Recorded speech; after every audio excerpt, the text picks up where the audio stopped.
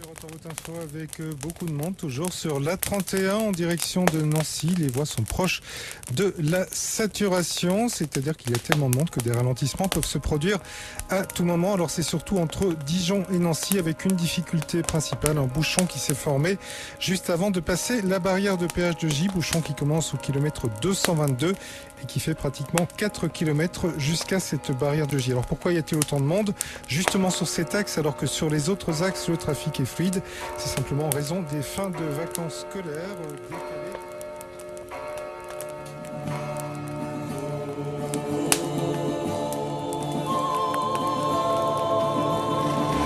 Ne versons plus au nom de leur puissance, notre sueur, nos larmes, notre sang. Les travailleurs travaillent pour la France, pas au profit de quelques possédants.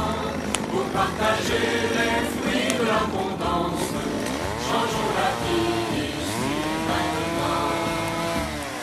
Prendre la parole, décidez nous-mêmes, libérez-nous des fleurs de ciment, pour ne plus mourir de l'air que l'on respire, pour pouvoir vieillir auprès de nos enfants. France socialiste, puisque le futur existe, tout devient possible ici et maintenant.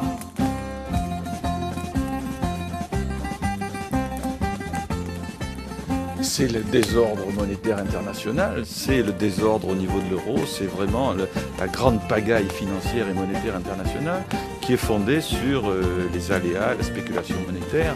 Donc c'est ce que Keynes avait voulu éviter. Il disait il faut remettre le diable dans la boîte. Le diable, c'est l'argent fou. Et l'argent fou, c'est la spéculation folle. Justement, l'argent fou détruit les économies. Donc je crois que c'est ça le grand retour.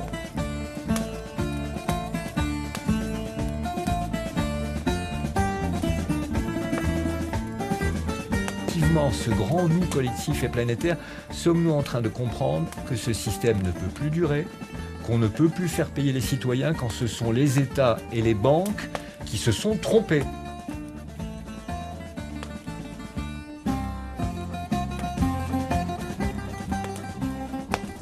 Quelle est donc la nature de la crise que nous traversons? Est-ce une crise économique? Est-ce une crise politique?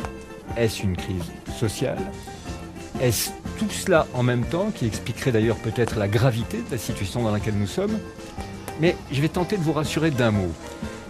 Dire la gravité, ça n'est pas forcément parler d'une catastrophe. Peut-être précisément que la situation dans laquelle nous sommes peut nous donner matière à tous, chacun dans son champ de responsabilité, d'inventer une suite différente,